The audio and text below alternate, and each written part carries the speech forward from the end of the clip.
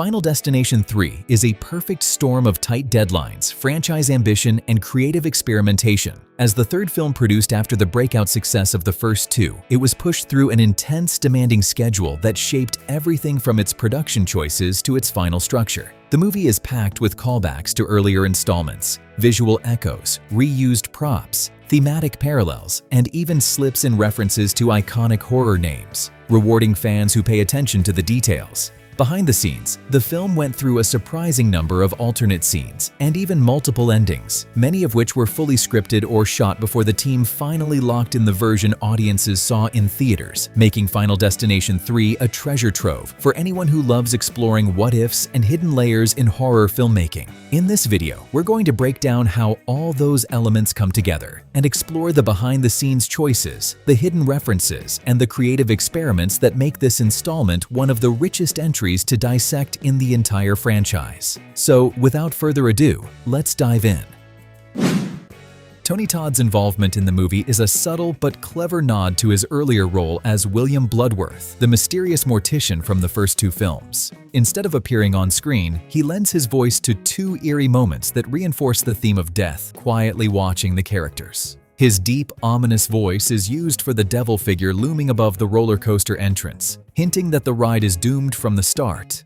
You can run, but you cannot hide.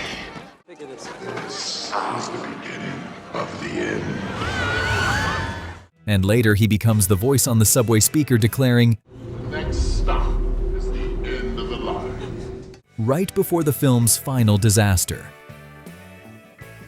The main roller coaster premonition was far more demanding than it looks, because the cast had to ride the coaster 26 times in a single night to capture all the angles and reactions needed for the chaotic sequence. Most of this footage was shot on the real corkscrew coaster at Playland in Vancouver, a smaller steel ride with only 2 inversions, which was very different from the film's fictional Devil's Flight, shown as a massive, looping, multi-corkscrew death machine. To bridge that gap, the production team used CGI to extend and reshape the corkscrew's layout, and they built a special roller coaster set mounted on hydraulics so the actors could be filmed safely while still experiencing realistic motion.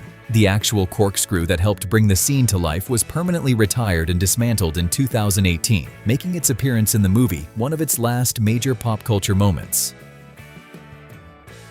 The drive-through scene includes a clever callback to the previous film. The beige beer truck that traps Wendy and Kevin is the exact same truck seen in Final Destination 2 during the highway premonition, complete with the slogan, "Drink responsibly," printed on the side. In the earlier movie, Kimberly spots the driver openly drinking beer and sarcastically says, "Oh yeah, that's real responsible," making the truck a small but memorable detail.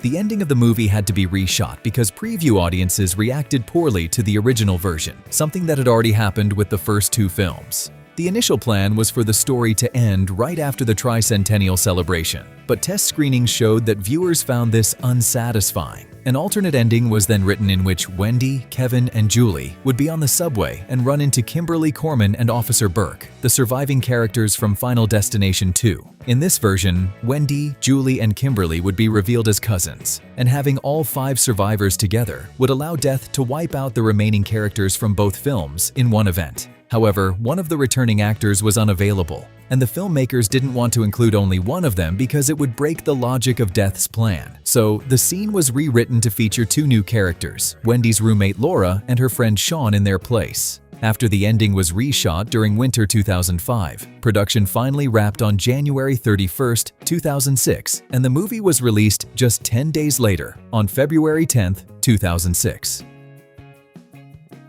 Originally, Frankie Cheeks wasn't supposed to die at all. Instead of being killed by the spinning engine propeller, the plan was for Kevin to jump onto Frankie's car and pull him out at the very last second, and Frankie would survive with a broken neck from the effort, although he would later be arrested for indecent exposure after police discovered his video camera full of indecent footage of girls he had filmed. Depending on the Choose Their Fate feature on the DVD, which shows alternate scenes, either Ashley or Ashlyn get a slightly worse death than the other. In the original scene where they are both burned, Ashlyn gets the worst death as Ashley inadvertently breaks the glass on her tanning bed due to struggling and thus stops the heat. But Ashlyn's bed continues to pump out heat, scorching her worse than Ashley. In the alternate scene, Ashlyn simply gets knocked out by the shelf, whereas Ashley is trapped and burned in addition to being electrocuted later on. Interestingly, stunt team members Dustin Brooks and Colin Decker invented a type of protective fire gel for the tanning bed scene that allowed the performers to be safely burned without causing any injuries. They have subsequently been awarded an Academy Award for Scientific and Technical Achievement in 2025.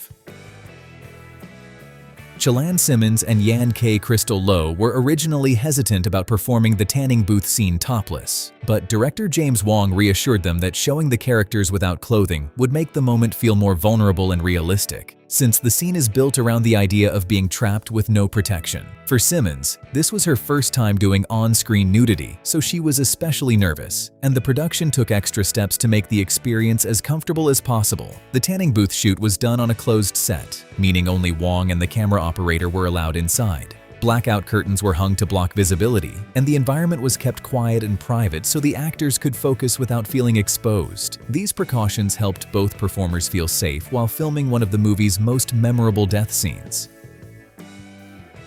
The tradition of naming characters after classic horror filmmakers continued in Final Destination 3, and nearly every major character carries a hidden tribute. Wendy and Julie Christensen are named after Benjamin Christensen, director of Hexen, 1922, while Kevin Fisher references Terrence Fisher, known for shaping Hammer Horror. Aaron Ulmer pays homage to Edgar G. Ulmer, and Louis Romero combines nods to two genre icons, Herschel Gordon Lewis, the godfather of gore, and George A. Romero, creator of Night of the Living Dead. Jason Wise is named after Robert Wise, director of The Haunting, 1963, and Carrie Dreyer honors Carl Theodor Dreyer, who made Vampire, 1932. The pattern continues with Ashley Freund, referencing cinematographer-director Carl Freund, and Ashlyn Halperin, named after Victor Halperin, director of White Zombie, 1932.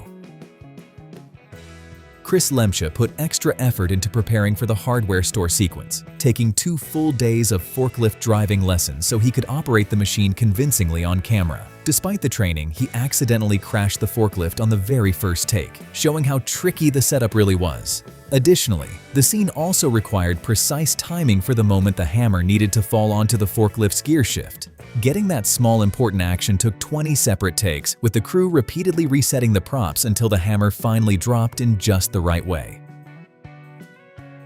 A newspaper article shown in the special feature Choose Their Fate reveals an alternate fate for the 2 survivors from Final Destination 2, Kimberly Corman and Officer Burke. According to the article, the pair died at Goldstein's Hardware after a chain reaction involving a Camaro once owned by Evan Lewis, another victim from the second part. The car rolled down a hill and smashed into the front of the store, forcing Kimberly and Burke to flee through the back. Their escape turned fatal when they ran into a wood chipper owned by Roger Gibbons, whose son also died at the end of Final Destination 2. Kimberly's coat got caught in the machine, and when Burke tried to save her, both were pulled in, killing them instantly.